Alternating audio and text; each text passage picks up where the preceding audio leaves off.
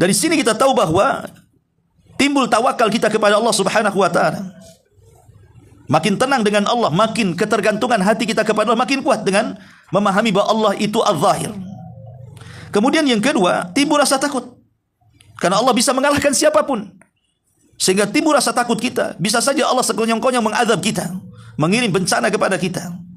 Atau timbul dalam perasaan kita untuk berusaha memantapkan istiqamah dan iman kita kepada Allah Subhanahu wa taala, karena Allah tidak berhajat dengan kita, kita yang berhajat dengan Allah Subhanahu wa taala. Adapun faedah daripada nama Allah Subhanahu wa taala Al-Batin adalah dengan memahami bahwa nama Allah Al-Batin berarti kita bisa memasrahkan seluruh urusan manusia kepada Allah Subhanahu wa taala. Karena Dia mengetahui segala sesuatu yang kita hajatkan. Terkadang belum kita sebutkan Allah sudah paham apa keinginan kita. Karena Dia mengetahui yang batin. Kemudian juga yang kedua, kita mengharap untuk memandang wajah Allah. Karena di antara makna batin bahwa Allah tidak terlihat di dunia, tapi tidak mustahil Allah dilihat di akhirat. Maka dengan makna ini kita merindukan bahwa kita ingin memandang wajah Allah Subhanahu wa taala, karena itu nikmat terbesar, bahkan lebih nikmat dibandingkan sorga itu sendiri. Memandang wajah Allah Subhanahu wa taala.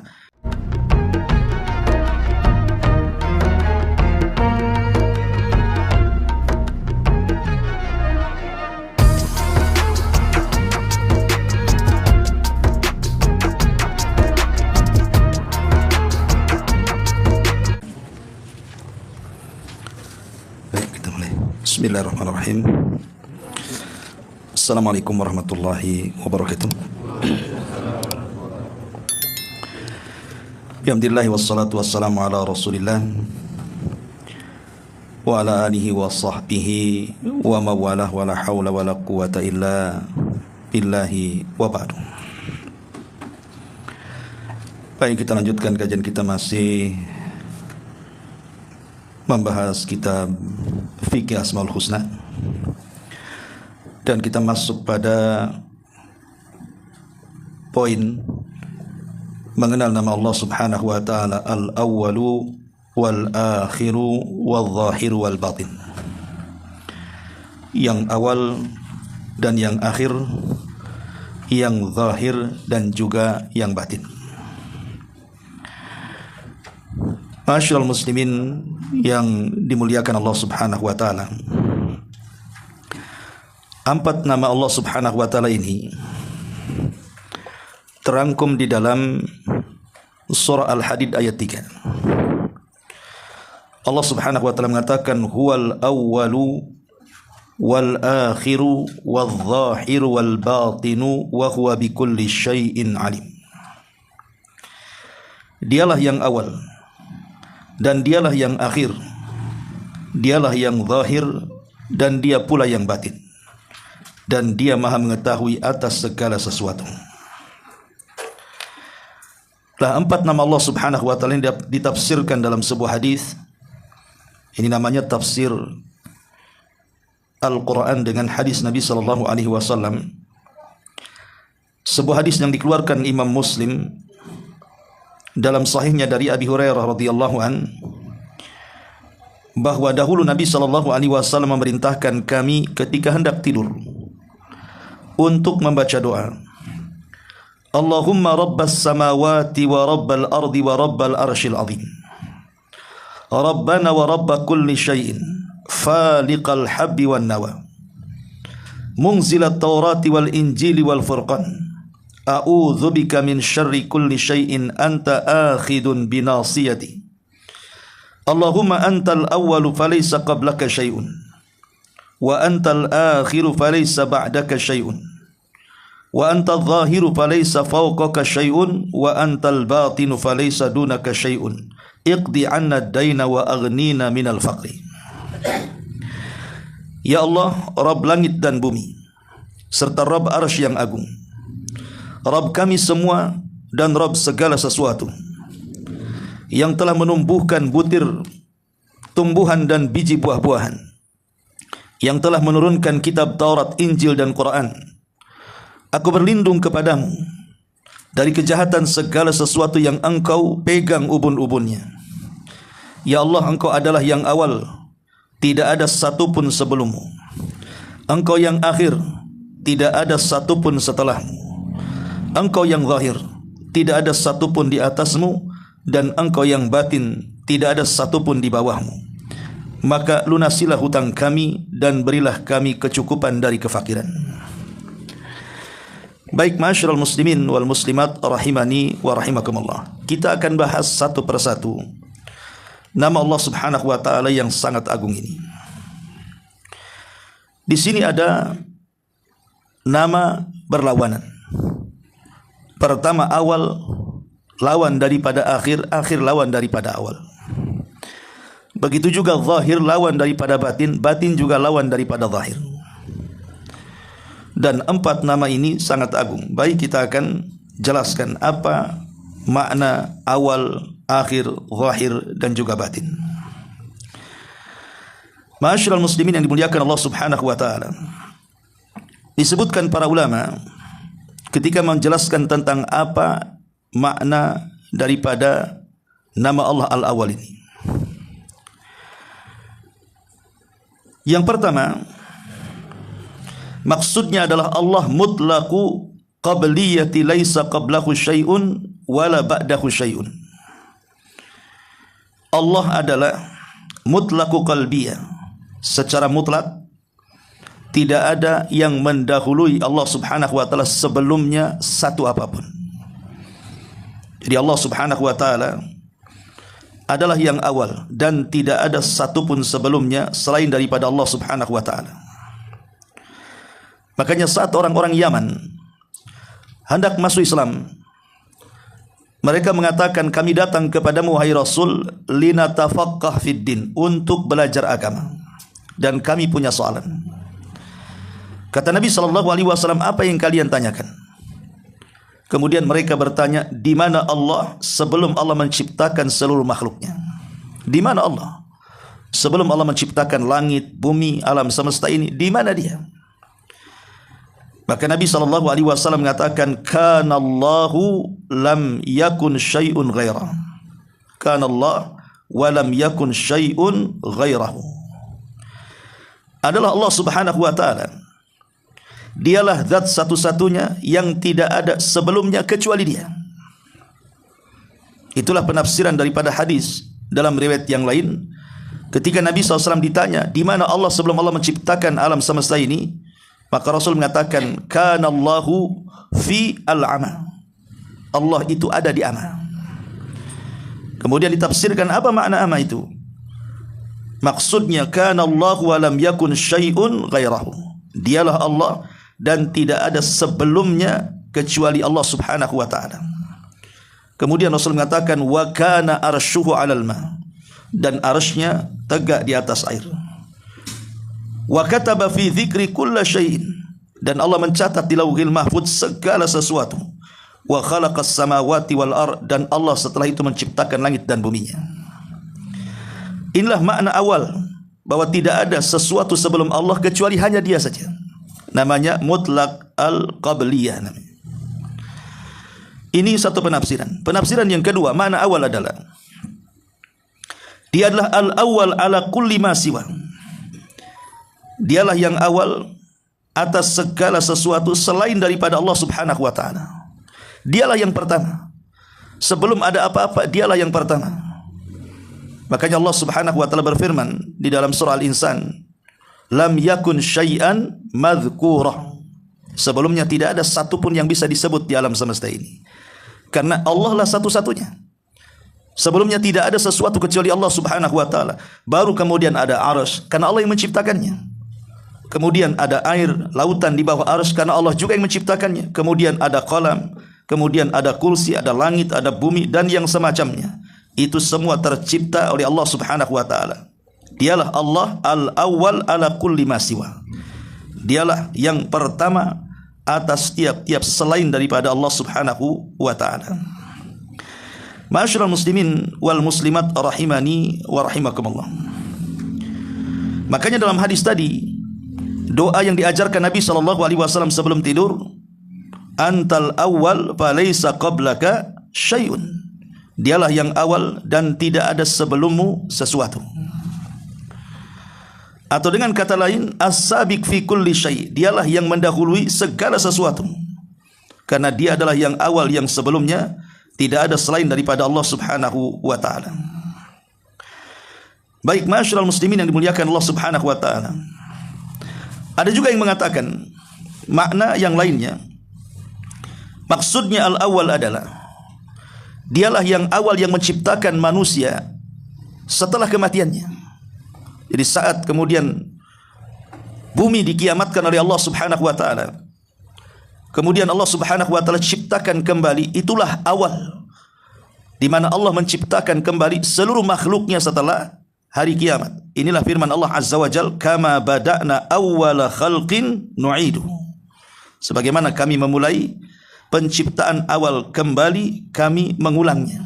Artinya mengulang penciptaan kembali. Ada juga yang memaknai seperti itu. Tapi yang jelas berdasarkan hadis Nabi SAW bahwa Nabi mengatakan, Allahumma antal awal falaysa qablaka syai'. Dialah yang awal dan sebelumnya tidak ada sesuatu kecuali Allah Subhanahu wa taala. Setelah kita mengetahui makna nama Allah Al-Awwal ini, lalu apa pengaruhnya? Kalau kita memahami Allah itu awal dan tidak ada sebelumnya kecuali Dia saja.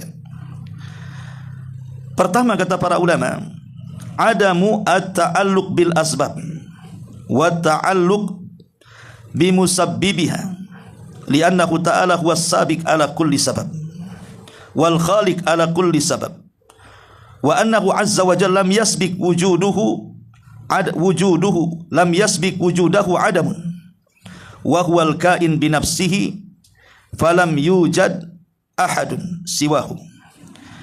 Pertama, pengaruhnya adalah tidak boleh seseorang itu setelah mengetahui nama Allah Al-Awwal, dialah yang awal, hati kita ini bergantung kepada sebab. Bergantung kepada sebab, tapi hendaklah bergantung kepada yang membuat sebab. Karena dialah yang awal sebelum adanya sebab. Bahkan dia pula yang menciptakan sebab. Apa maksudnya di sini? Maksudnya adalah terkadang di dunia ini kita terlampau mengagung-agungkan sebab, lupa kepada zat yang membuat sebab. Seperti orang saat berusaha, entah hendak membuka usaha, perniagaan atau apapunlah bisnisnya. Terkadang orang mendewa-dewakan kepada modal, karena merasa bahwa sebab adanya modal itulah dia akan meraup keuntungan yang banyak. Dia lupa bahwa yang memutarkan modal itu Allah Subhanahu wa taala. Karena buktinya banyak juga kok modalnya besar, saat kemudian dia masuk dalam perniagaan, bangkrut usahanya. Kenapa? Karena dia terlampau mengagung-agungkan sebab tadi. Lupa bahwa di sana ada zat yang menciptakan sebab. Bahkan dia sudah ada sebelum ada sebab. Bahkan dia pula yang menciptakan sebab. Atau yang mudah contohnya, seseorang sakit, kemudian dia gantungkan kesehatannya kepada dokter, kepada obat, dan dia yakin 100% obat itu yang menyembuhkannya, atau dokter itu karena ahli dan terkenalnya bisa menyembuhkan penyakitnya.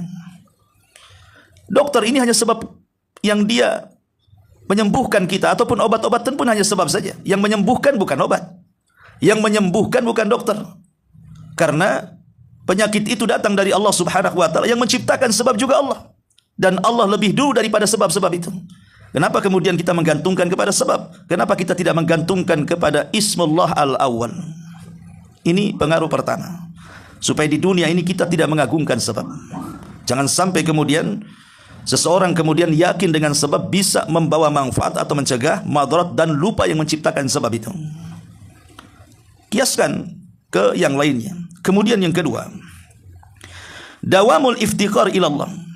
Fa idza alimal abdu anna kullama fi hadzal qauni min ra'isin wa mar'usin wa min muhsinin wa muhassin alaihi innamal jami'u suwarun wa ashkalun yasta'miluha Allahul awwal subhanahu alladhi awjadaha wa lam takun fima yurid wa ayqana annal kainat kullaha la taf'al illa ma aradallahu wa illa ma qaddarahu.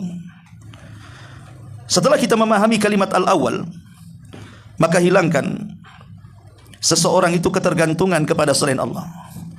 tapi dia harus kemudian hatinya selalu terpaut dengan Allah Subhanahu wa taala. Karena kita tahu bahwa di alam semesta ini kan, kata para ulama, ada pemimpin dan ada yang dipimpin. Ada yang berbuat baik dan ada yang menerima kebaikan. Tetapi ingat bahwa apapun bentuknya kebaikan yang dilakukan oleh manusia, itu tidak mungkin terjadi kecuali karena kehendak dan takdir Allah Subhanahu wa taala. Seseorang merancang apapun dalam dunia ini untuk melakukan apapun, tidak mungkin sesuatu itu terjadi kecuali karena kehendak Allah Subhanahu wa taala, karena Dia yang awal. Dialah yang merancang segala sesuatu dari alam semesta ini. Allah yang menciptakan kita, Allah tahu maslahat kita. Allah yang menciptakan kita, Allah paham kebutuhan kita. Sehingga kalau begitu kita sudah seharusnya menggantungkan diri hanya kepada Allah. Dialah yang awal, yang menciptakan kita dan tahu maslahat kita. Ini yang kedua. Yang ketiga, musara'atul abdi ilal ma'ali. Bersegeralah hamba ini untuk menjadi orang yang memiliki kemuliaan dan ketinggian. Sebagaimana Nabi SAW mengatakan, innallaha yuhibbu ma'alil umuri. Allah itu suka kepada orang-orang yang ingin tinggi hidupnya. Maksudnya bukan sombong, tapi punya cita-cita yang tinggi, punya cita-cita yang luas, punya cita-cita yang mulia. Dan itu diambil daripada Ismullah al-awwal. Dialah yang awal. Tidak ada yang mustahil bagi kita. Apabila kita ingin meraih sesuatu itu akan teraih dengan izin Allah Subhanahu wa taala. Karena Dia yang awal, yang telah menciptakan segala sesuatu dan tidak terjadi kecuali kehendaknya. Kemudian yang terakhir, tentu berdoa kepada Allah Subhanahu wa taala dengan nama Allah Al-Awwal. Sebagaimana Nabi SAW bersabda dalam hadis tadi, bahwa dengan doa yang sangat baik ini, maka lakukanlah dalam setiap tidur kita. Itu Al-Awwal. Baik, kemudian kita masuk kepada Al-Akhir. Apa makna Al-Akhir? Makna Al-Akhir adalah la nihayata li wujudi.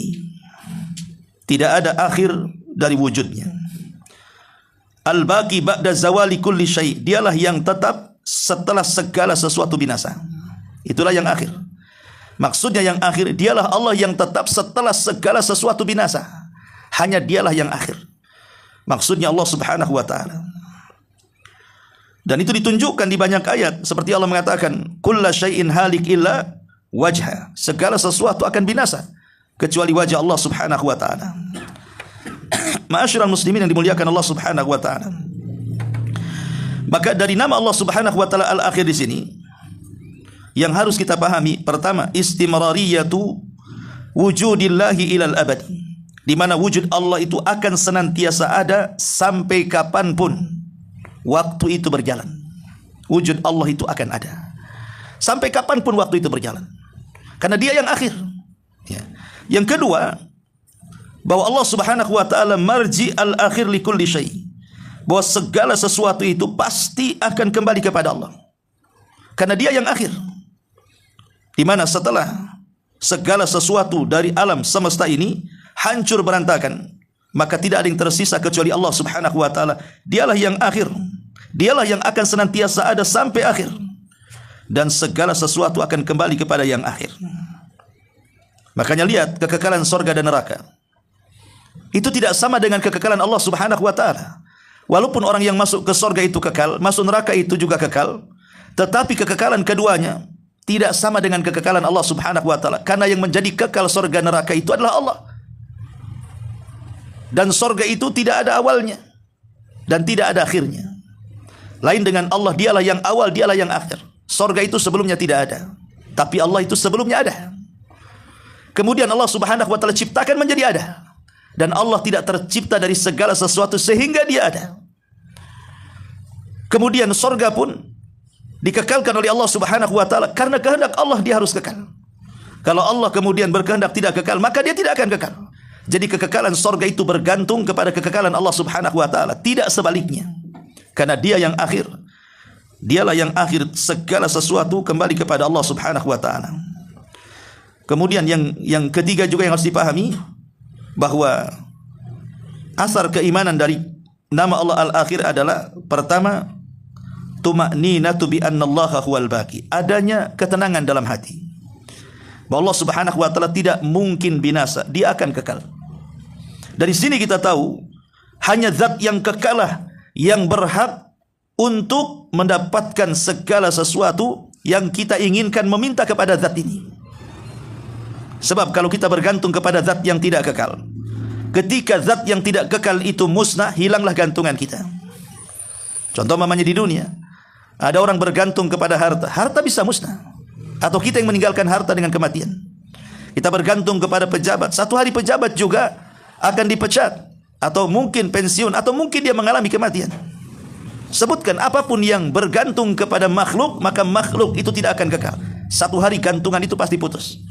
Maka hanya bergantung kepada zat yang tidak ada akhirnya, yang tetap ketika semua makhluk binasa, maka dia berhak semua kita manusia bergantung kepada zat yang seperti ini. Maka muncullah ketenangan hati di sini. Kemudian yang kedua, at-taslimu ilallah fi jamil umur. Kita harus kemudian memasrahkan kepada Allah dari seluruh perkara. Dan yang terakhir, at-tarkiz alal baqa'i ma Allah.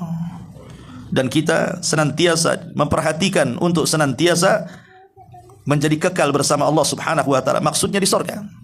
Karena dialah yang maha kekal dan tidak ada akhirnya. Sementara kita ada akhirnya. Kekekalan kita di surga itu karena Allah yang menghendakinya. Ma'asyiral muslimin wal muslimat rahimani wa rahimakumullah. Baik itu nama Allah Al-Akhir. Kemudian nama Allah Al-Batin, nama Allah Al-Zahir. Apa maksudnya nama Allah Al-Zahir? Zahir itu lawan daripada sembunyi. Tersembunyi lawan daripada zahir, nampak. Zahir itu nampak, lawan daripada tersembunyi. Maksudnya apa?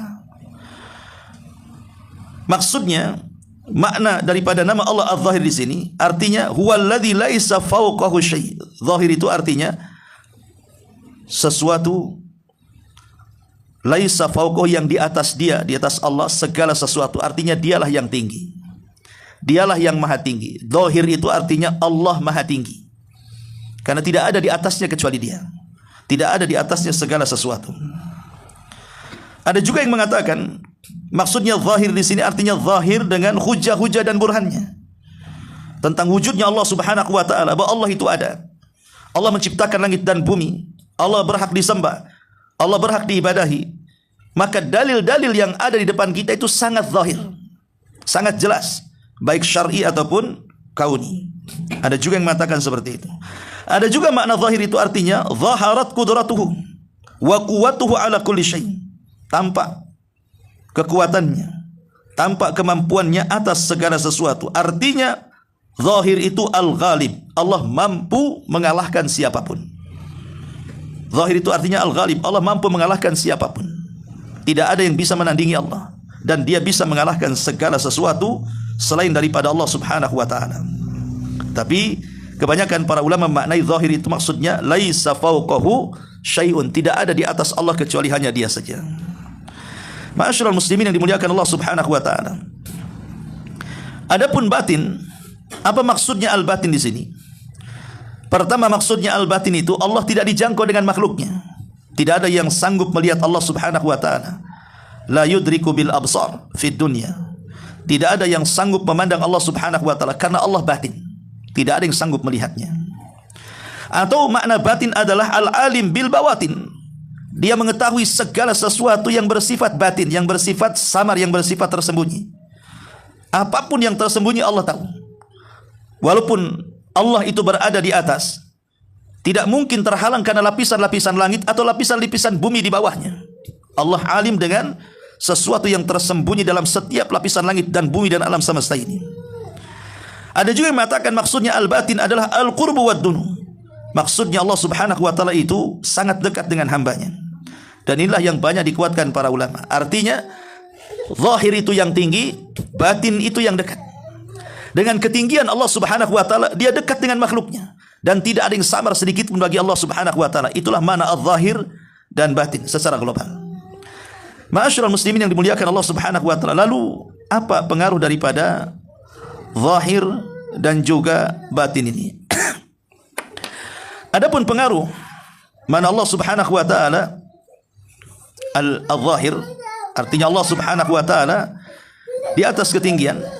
Asar keimanannya adalah, pertama, at-tawakkul 'ala Allahi alladzi la yaqa'u fi mulkihi syai'un illa bi'idznih wa 'ala ilmi fa huwa adh-dhahirul qahir alladzi bi yadihi malakutu kulli syai' wa bi yadihi al-maqadir la yughalab wa la yuraja fi amri qada'ihi.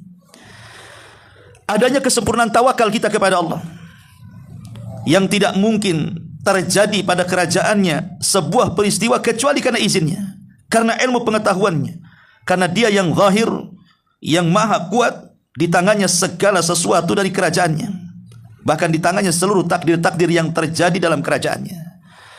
Jadi ketika kita memahami makna zahir, zahir kan tadi memiliki 3 makna. Maksudnya zahir itu artinya mengalahkan. Ada yang mengatakan zahir itu artinya dia zat yang di atas, ada yang mengatakan zahir itu maksudnya zahir secara hujjah. Ya. Dari sini kita tahu bahwa timbul tawakal kita kepada Allah subhanahu wa ta'ala.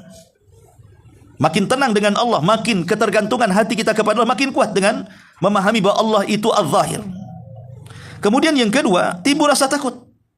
Karena Allah bisa mengalahkan siapapun. Sehingga timbul rasa takut kita. Bisa saja Allah sekonyong-konyong mengazab kita, mengirim bencana kepada kita, atau timbul dalam perasaan kita untuk berusaha memantapkan istiqamah dan iman kita kepada Allah subhanahu wa ta'ala. Karena Allah tidak berhajat dengan kita, kita yang berhajat dengan Allah subhanahu wa ta'ala. Adapun faedah daripada nama Allah subhanahu wa ta'ala al-batin adalah dengan memahami bahwa nama Allah al-batin berarti kita bisa memasrahkan seluruh urusan manusia kepada Allah subhanahu wa ta'ala. Karena dia mengetahui segala sesuatu yang kita hajatkan. Terkadang belum kita sebutkan Allah sudah paham apa keinginan kita. Karena dia mengetahui yang batin. Kemudian juga yang kedua, kita mengharap untuk memandang wajah Allah. Karena di antara makna batin bahwa Allah tidak terlihat di dunia, tapi tidak mustahil Allah dilihat di akhirat. Maka dengan makna ini kita merindukan bahwa kita ingin memandang wajah Allah subhanahu wa ta'ala. Karena itu nikmat terbesar, bahkan lebih nikmat dibandingkan sorga itu sendiri. Memandang wajah Allah subhanahu wa ta'ala. Dan yang terakhir, dawamu muraqabatillahi.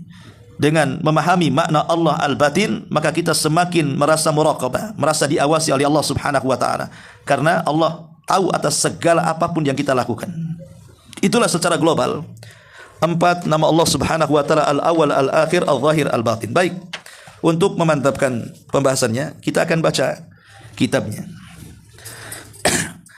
Baik, di sini setelah kemudian pengarang menyebutkan 2 dalil. Pertama dari surah Al-Hadid ayat 3, kemudian ditafsirkan oleh hadis Nabi SAW tentang 4 nama ini, di mana Rasul mengatakan, "Ya Allah, Engkau adalah yang awal, tidak ada satupun sebelummu. Engkau yang akhir, tidak ada satupun setelahmu. Engkau yang zahir, tidak ada satupun di atasmu, dan Engkau yang batin, tidak ada satupun di bawahmu." Di sini kata beliau, cakupan permulaan dan akhiran, al-awwal wal akhir, adalah dengan sebelum dan setelah. Menunjukkan tentang awal dan akhir itu menunjukkan waktu. Tapi zahir dan batin menunjukkan tempat. Itu bedanya. Kalau kita bicara awal dan akhir berarti bicara waktu. Tapi kalau bicara tempat berarti zahir dan batin. Hanya soal bicara waktu dan tempat saja. Kata beliau, hafizahullah ta'ala, mengatakan, segala hal yang terdahulu pasti akan terhenti pada awal mulanya. Setiap yang berakhir pasti akan terhenti pada waktu akhirnya. Ini ucapan yang bagus. Setiap yang berakhir pasti akan terhenti pada waktu akhirnya. Segala yang hal terdahulu pasti akan terhenti pada awal mulanya. Artinya kalau kita cerita awal terhenti kepada Allah, kalau cerita akhir pun terhenti kepada Allah. Karena dia yang awal, dia yang akhir. Dia yang mengawali, dan dia juga yang mengakhiri. Adapun permulaan Allah Azza wa Jal, maka mendahului permulaan segala sesuatu. Artinya tidak ada sebelum Allah kecuali hanya Allah saja. Dan akhiran Allah adalah kekalnya dia setelah musnahnya segala sesuatu. Al-Baqi, dialah yang tetap ketika Allah menciptakan, menghancurkan segala sesuatu selain dia, maka dialah yang tetap satu-satunya, karena dia yang akhir. Oleh karena itu, permulaan dan akhiran Allah mencakup segala hal yang terdahulu dan segala hal yang terakhir. Tidak ada sesuatu pertama kali, melainkan Allah sudah ada sebelumnya. tidaklah ada sesuatu yang paling akhir melainkan Allah masih ada setelahnya. Itulah al-awwal, itulah al-akhir. Oleh karena itulah dialah Jalla fi'ula adalah al-awwal, tidak ada satupun sebelumnya, dan dia yang akhir, tidak ada satupun setelahnya. Dan ini adalah cakupan menunjukkan tentang waktu. Waktu awal dan waktu akhir. Sedangkan cakupan tempat, bicara soal tempat sekarang, artinya bicara soal nama Allah zahir dan batin. Maka zahir dan batin meliputi segala yang zahir dan segala yang batin. Maksudnya, tidak ada satupun yang zahir kecuali Allah berada di atasnya, dan tidak ada satupun yang batin melainkan Allah berada di bawahnya. Maksudnya apa? Allah maha tinggi. Ketika kita bicara zahir, berarti Allah maha tinggi dari seluruh makhluknya. Ketika bicara batin, Allah maha dekat dengan seluruh makhluknya. Karena tidak ada di sini, kata pengarang, tidak ada satupun yang zahir kecuali Allah berada di atasnya, menunjukkan Allah itu di atas. Ya. Kemudian tidak ada satupun yang batin melainkan Allah di bawahnya. Artinya di bawahnya itu Allah tidak mungkin tersamar satu yang tersembunyi di matanya. Karena Allah sudah yang paling bawah. Tidak ada di bawah selain daripada Allah Subhanahu wa taala. Berarti dari atas ke bawah Allah tahu. Tapi tidak menafikan Allah Subhanahu wa taala berada di atasnya. Maksudnya Allah tahu dari atas sampai bawah itu karena kedekatan Allah Subhanahu wa taala dengan ilmunya, dengan pengetahuannya. Allah maha tahu. Dan tidak benar kalau dikatakan Allah ada di mana-mana, tidak. Karena ketinggian Allah Subhanahu wa taala itu sudah jelas berdasarkan nas Al-Qur'an dan sunnah Nabi sallallahu alaihi wasallam. Seperti Allah mengatakan Ar-Rahman 'alal arsy istawa. Zat yang Maha Rahman berada di atas ketinggian arsy-Nya. Kemudian saat seorang budak hendak dimerdekakan, kata Rasul, tunggu dulu sampai ku berikan ujian kepadanya. Kemudian Rasul mengatakan kepada budak wanita ini, Aina Allah? Di mana Allah? Budak wanita ini mengatakan, Allahu fis sama. Allah di atas ketinggian. Wa ma fawqa ra'si fa huwa sama. Sesuatu yang di atas kepala itu di atas disebut langit. Artinya Allah di atas langit sana. Maka Rasul mengatakan, A'tikha fa innaha mu'minatun. Merdekakan dia karena dia seorang yang beriman. Dan secara fitrah juga demikian. Apabila seseorang terancam jiwanya, mungkin berada di lautan, tiba-tiba kapalnya digoyang oleh ombak yang keras dan hampir karam, saya kira semua kita akan memantapkan hati kita ke yang di atas.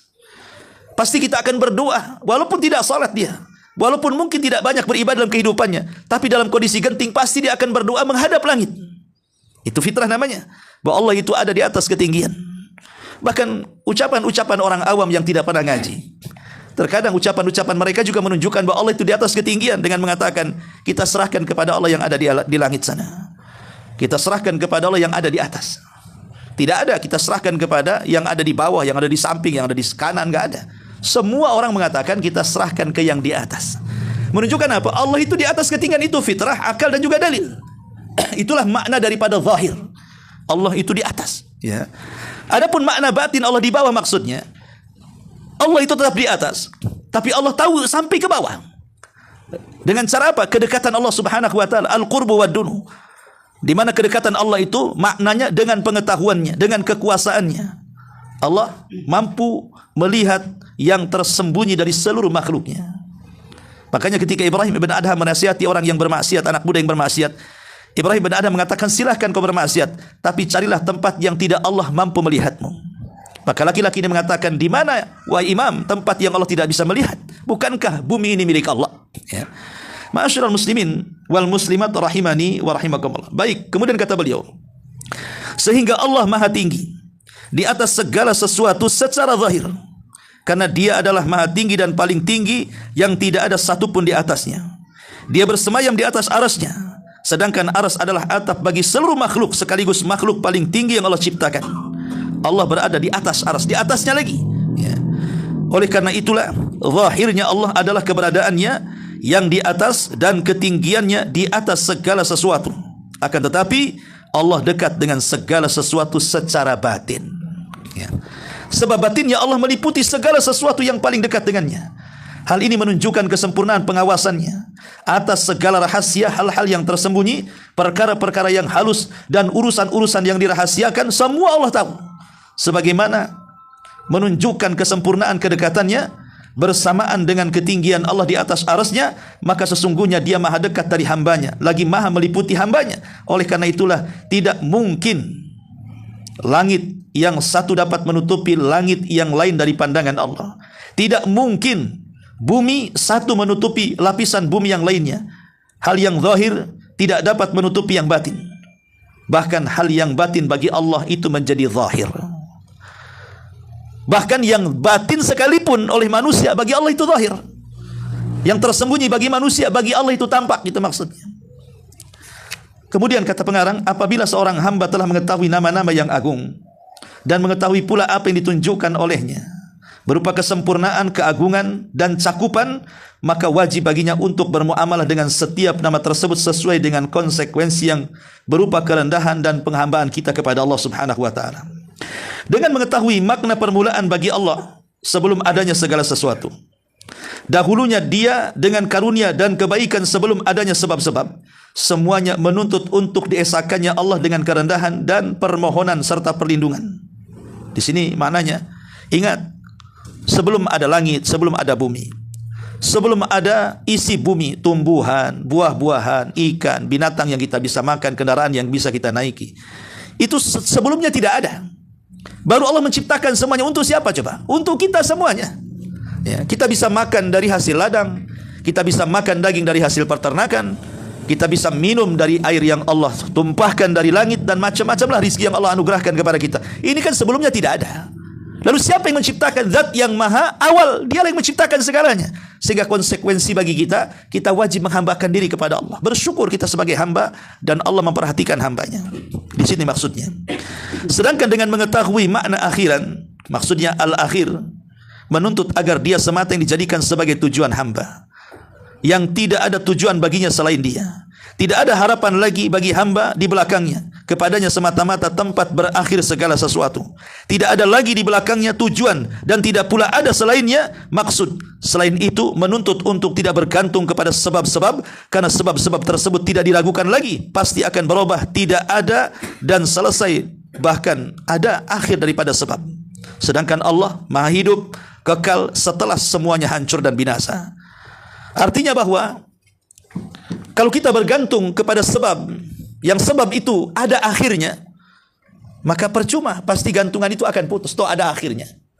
Tapi Allah kan tidak ada akhirnya, sehingga bergantung kepada yang tidak ada akhirnya, maka gantungan kita akan senantiasa tergantung dengan zat yang tidak ada akhirnya, Allah Subhanahu wa taala.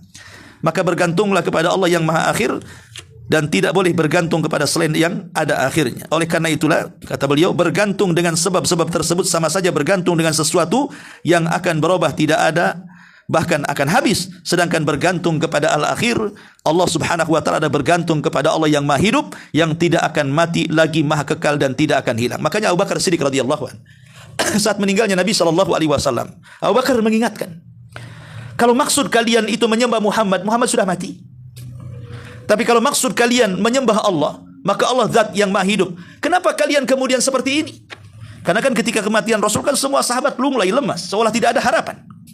Buat apa mereka hidup seolah-olah mereka mengatakan seperti itu kalau Rasul tidak ada?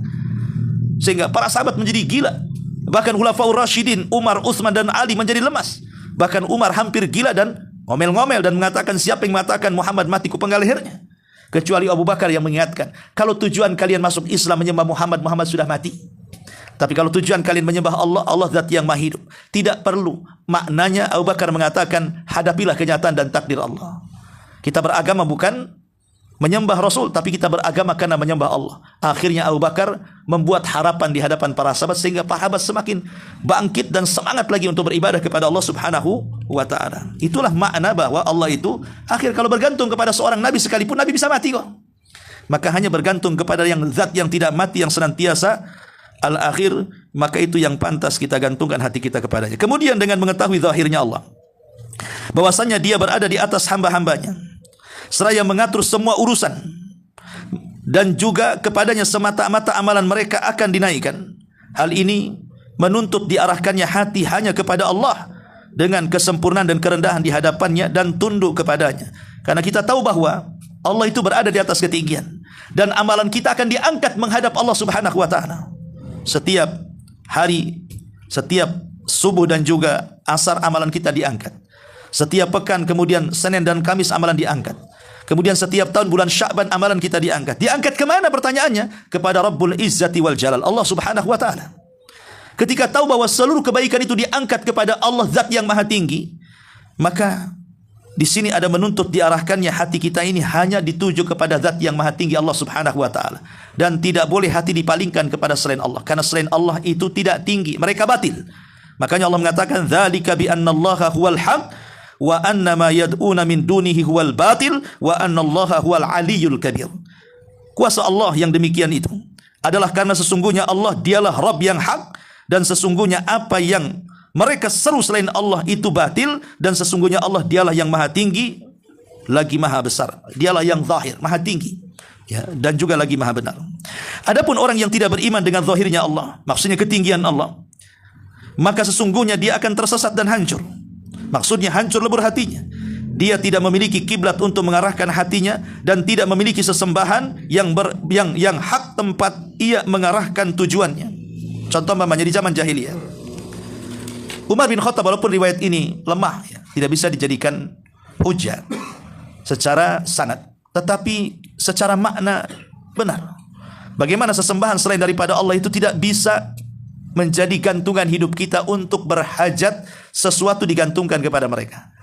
Ketika Umar radhiyallahu an safar, tiba-tiba lupa dia membawa Tuhannya,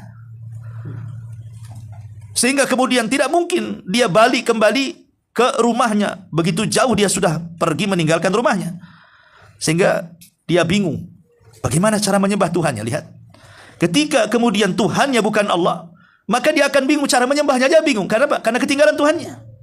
Harusnya Tuhannya itu dibawa-bawa, dan dia ketika menyembah Tuhan harus betul-betul di hadapannya.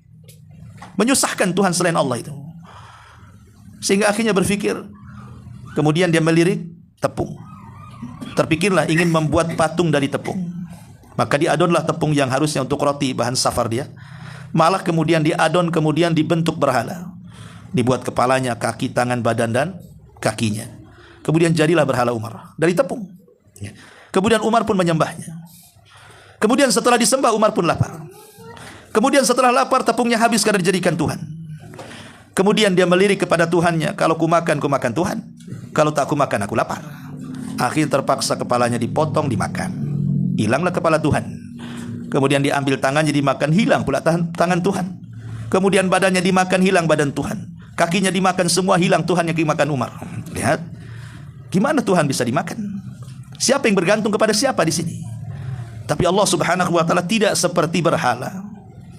Ma'asyiral muslimin yang dimuliakan Allah subhanahu wa ta'ala. Baik, kemudian sedangkan dengan mengetahui batinnya Allah, persaksian akan cakupannya terhadap alam semesta, kedekatannya terhadap hambanya, ilmunya akan segala hal yang ada dalam batin, rahasia-rahasia dan sesuatu yang tersembunyi, semua itu menuntut disucikannya jiwa, diperbaikinya rahasia, dibersihkannya batin, dan dijernihkannya hati, lalu dimakmurkannya dengan keimanan dan ketakwaan. Karena walaupun manusia tidak bisa melihat maksiat kita, Allah tahu.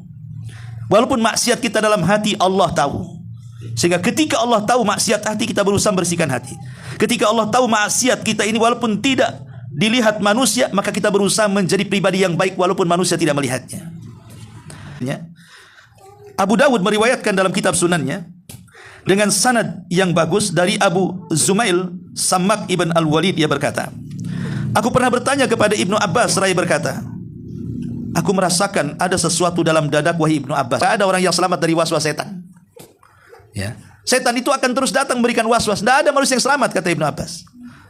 Kemudian kata Ibnu Abbas, dia mengatakan, ya, tetapi Allah subhanahu wa ta'ala pernah berfirman, fa in kunta fi syakki mimma anzalna ilaika fas'alil ladzina yaqra'una al-kitab. Abbas memberikan wasiat kepadaku, apabila engkau mendapati sesuatu pada dirimu, maksudnya waswas dari setan, ucapkanlah huwal awwal wal akhir wal zahir wal batin wa huwa bikulli syai'in alim. Dialah yang awal, dialah yang akhir, dialah yang zahir, dialah yang batin, dan dia maha mengetahui segala sesuatu. Ibnu Abbas memberitahukan zikir mulia tersebut untuk mengusir waswas dan memutuskan segala keraguan-raguan. Jadi kalau seandainya kita ini mendapatkan dua pilihan, harus memilih mana salah satu yang harus dipilih, antara safar dan tidak, antara berbisnis dan tidak. Kan kadang ada orang ilmunya cukup, modalnya sudah ada, tak berani, was-was dia kan begitu. Atau mencari jodoh habis nazar, dikawin atau tidak, dikawin atau tidak, kan gitu ya. Ada orang yang was-wasan, atau saat ibadah selalu was-was saja, takbir sampai 10 kali tidak mantap-mantap. Kan ada orang takbiratul ihram 10 kali enggak mantap-mantap kan? Itu karena waswas kan? Ada orang yang berwudu karena waswas, satu bak mandi habis. Ya. Karena enggak selesai-selesai wudunya, asik waswas saja dengan najis. Ada orang yang mudah dengan waswas. Ya. Bahkan ada sampai waswas kepada Allah. Betul tak Allah itu pencipta saya? Betul tak Muhammad itu nabi saya? Itu sampai kepada taraf itu tuh. Kemudian dia duduk. Yang menciptakan langit Allah, yang menciptakan bumi Allah, yang menciptakan gunung Allah. Lalu siapa yang menciptakan Allah? Itu sampai di situ nanti tuh. Ya.